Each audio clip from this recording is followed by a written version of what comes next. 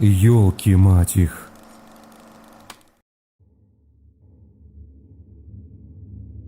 Данную историю не рассказал бы никому.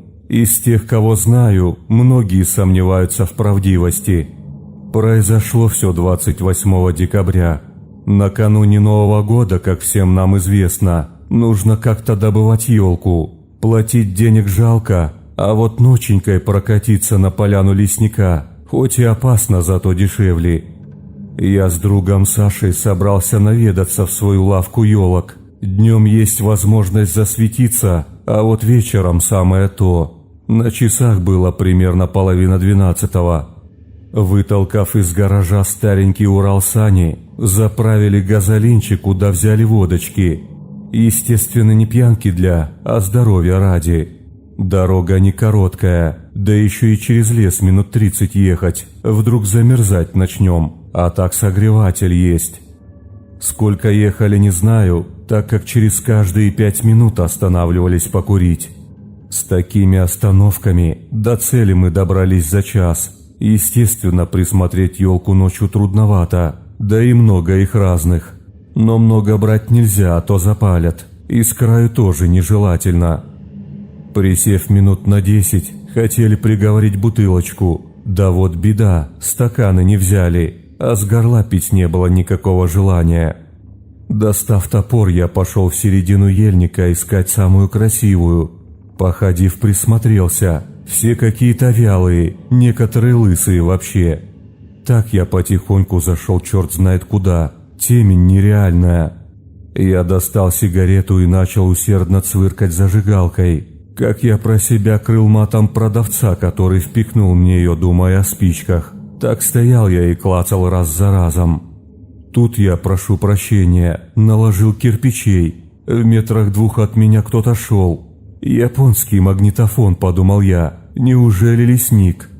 Как гимнаст, которого еще не видывал мир, я элегантно в стиле морских котиков прыгнул куда-то в сторону и прилег, держа в зубах так и не подкуренную сигарету.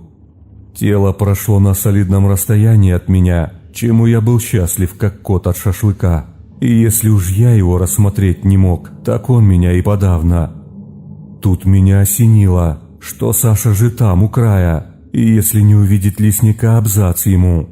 Мало того, что штрафы в лесничестве очень и очень крупные, еще и немалую долю украденного неизвестно кем припишут, что реально обидно. Я решил действовать, руководствуясь первым, что пришло мне в голову. Надо отвлечь внимание.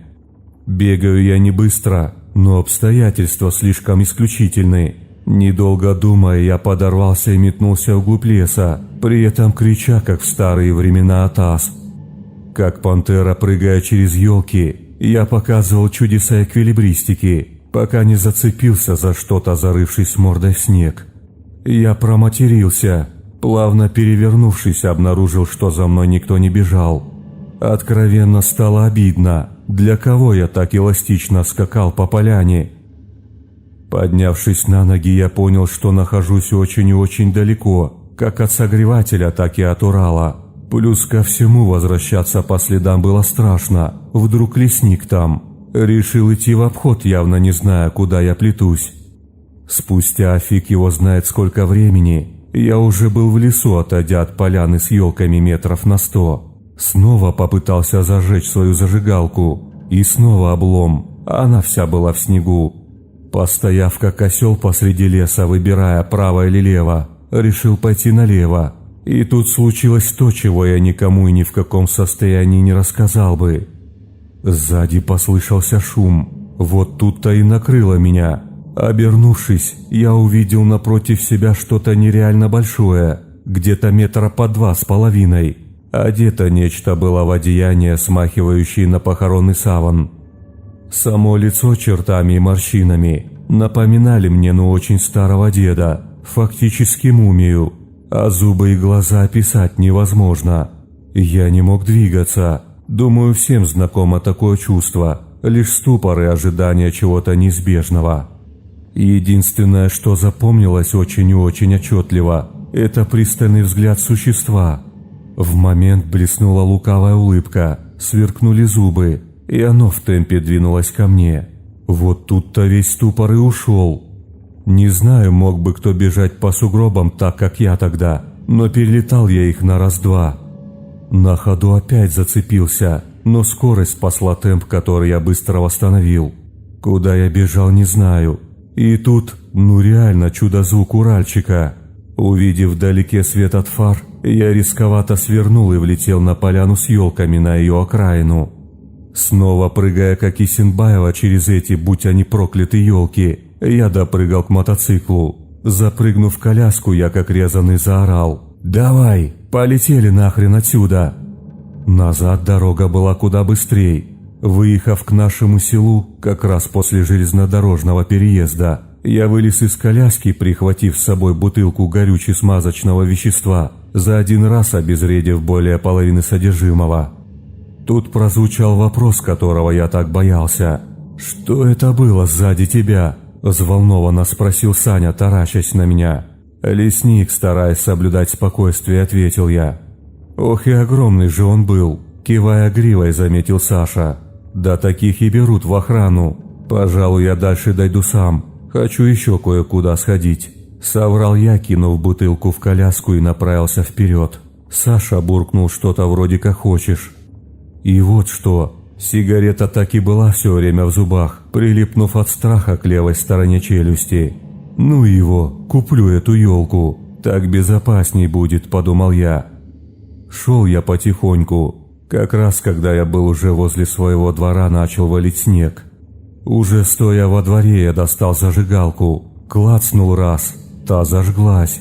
Иронично улыбнувшись, я сел на пороге курить в размышлениях, что же это было. Надеюсь, история понравилась. Она лично моя. Никому никогда не рассказывал ее, так как боялся кривых взглядов в мою сторону.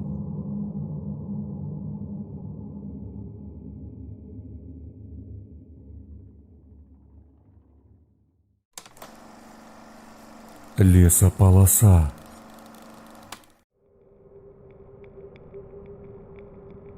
Эта история случилась не со мной, а с моей подругой. Ей я верю, да и нет смысла такое выдумывать. После этой истории я опасаюсь ездить, а тем более ходить пешком по лесу в сумерках или в темноте. Мне действительно становится жутко. У нас небольшой подмосковный городок. Ближе к окраине есть так называемый коттеджный район, который находится в лесополосе. Рядом проходит железная дорога. Дорога к коттеджам ведет асфальтированная. Понятное дело, люди живут там не бедные. Они и благоустроили проезд к своим домам. Но с этой дороги есть съезды в лес на разные шашлычные места. Эти съезды не асфальтированы. Случай же произошел в начале апреля 2011 года. Далее буду рассказывать от первого лица, как эту историю поведали мне. Решили мы с Никитой, парень подруги, съездить в кино на вечерний сеанс на моей машине. Надо сказать, что у меня в автомобиле стало с недавнего времени заедать задняя скорость. Иногда не включалась с первого раза, а то и с пятого. После кино настроение было приподнятое, игривое. Ну и задумали мы поиграться в машине. Решили поехать на окраину в сторону коттеджей, а там свернуть куда-нибудь с дороги в лес. Выезжаем уже на асфальтированную дорогу, смотрим по сторонам, чтобы удачный съезд найти, насколько это возможно, ибо тьма непроглядная уже, а фонарей вдоль дороги нет. Проезжаю, медленно всматриваясь во тьму, но там одни кочки-заморочки, подвеску жалко, да и днищи покорябать можно. Проезжаем очередной съезд, вроде место довольно ровное, но я и свернула. Фары осветили деревья и не только. Никто из нас сразу не закричал, просто от неожиданности замерли с открытыми ртами. От ужаса аж на уши начало давить.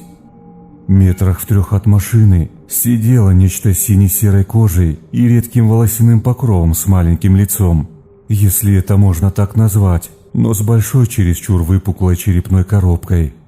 На голове просвечивали бордовые вены, глаза были небольшие и отражали свет фар, как у кошек или собак бывает. Нос представлял собой 2 дырки, рот чуть больше среднего человеческого с острыми кривыми зубами.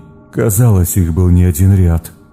Туловище было худое, костлявое, руки длинные с когтями, Ноги неизвестной длины, так как оно сидело на корточках и какую-то окровавленную тушку держало в руках.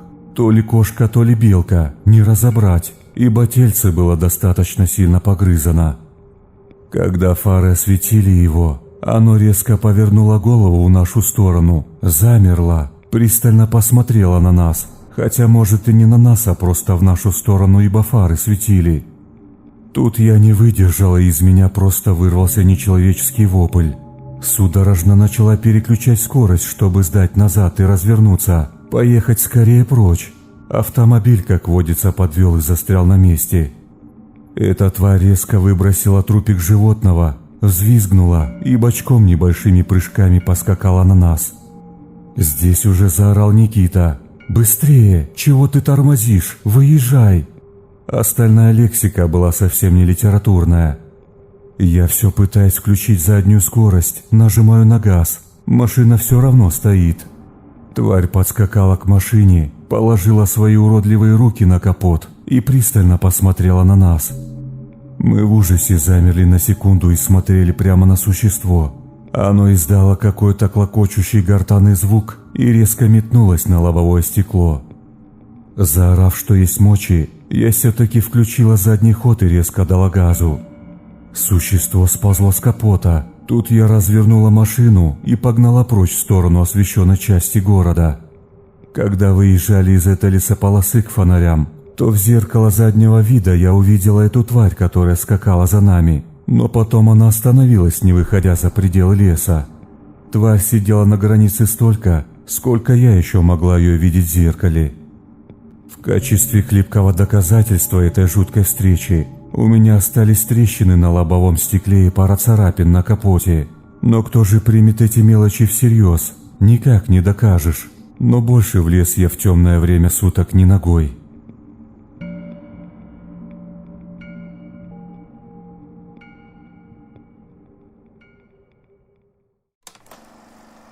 Черный провожатый.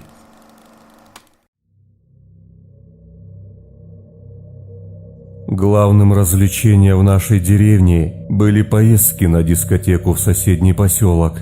Со временем у нас там, конечно, появились ухажеры. И вот как-то раз мы вместе с моей соседкой Викой решили пойти на танцы, но отвозить нас никто не хотел.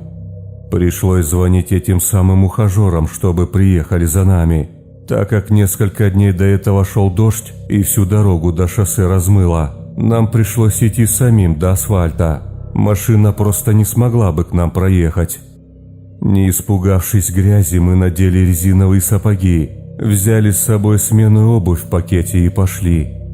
Вечер прошел замечательно. Было около 3 часов ночи, когда нас повезли обратно. Суть в том, что опять начался дождь, а нам еще надо было дойти до дома. В деревню ведут 2 дороги. Одна 4 километра по полю, другая через Лоск, овраг, окруженный лесом. Потом полянка, вновь лесок и, наконец, небольшое поле, опять-таки недалеко от леса.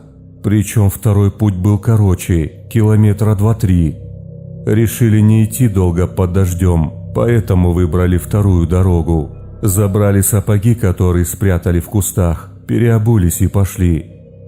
Теперь представьте, ночь, накрапывает дождь, глухая дорога, где вообще нет людей, то заходящая в лес, то идущая рядом с ним, и 2 девушки.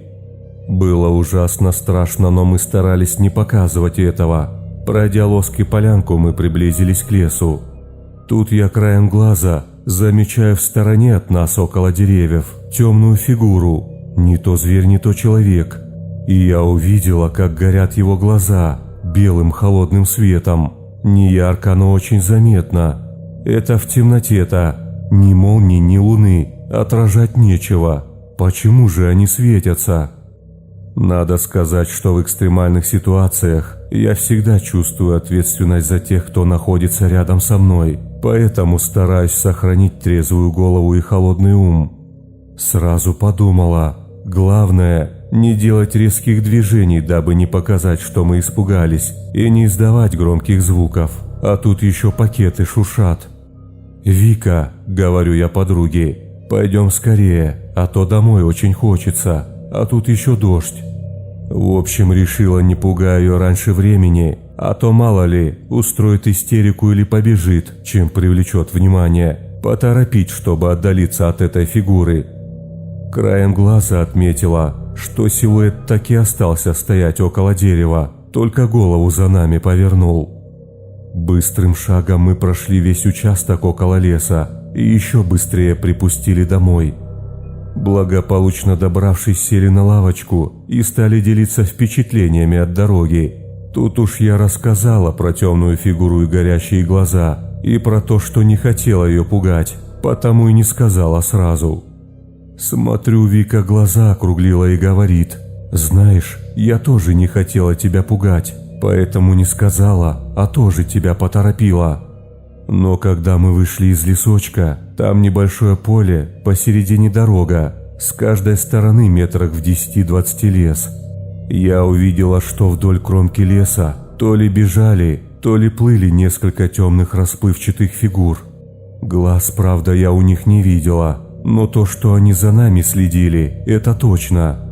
Вот тут, как это ни странно, мне стало по-настоящему жутко. Кто или что это? Почему следили за нами? Не найдут ли они нас сейчас? Подумав об этом, мы решили, что нужно быстренько расходиться по домам и распрощались. Больше никогда мы эти фигуры не видели.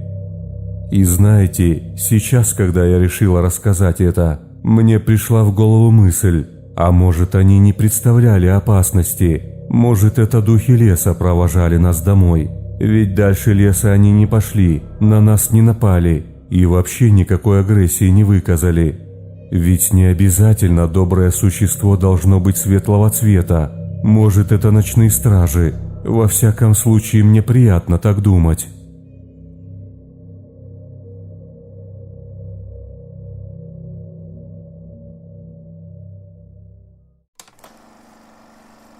Смотри.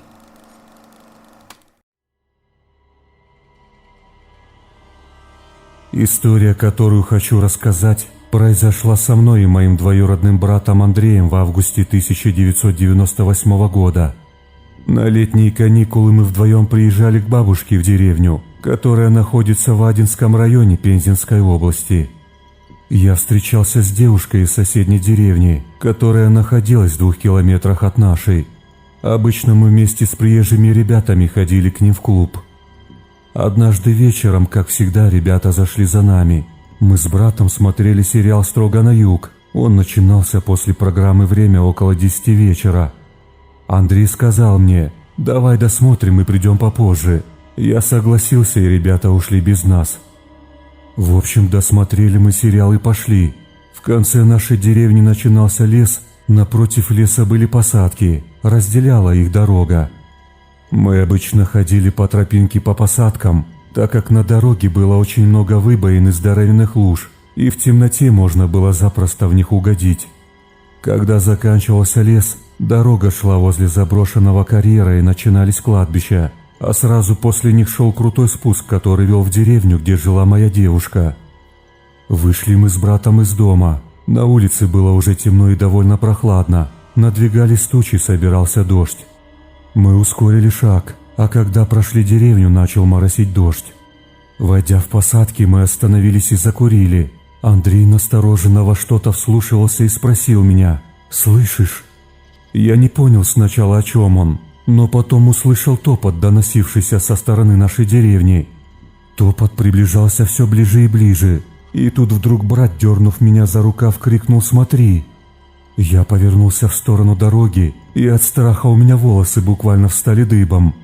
По дороге бежала огромная черная собака размером с лошадь, может даже больше.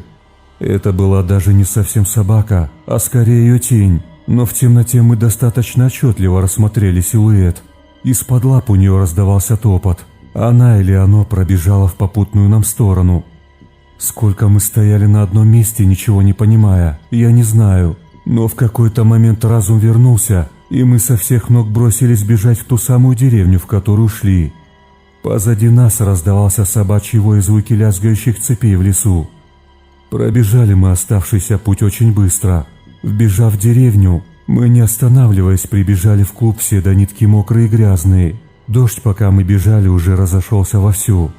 Мы буквально влетели в двери клуба. Ребята начали расспрашивать нас что да как. Мы рассказали им всю историю. Оказалось, они тоже, когда шли, слышали в лесу вой собак, но ничего странного не видели.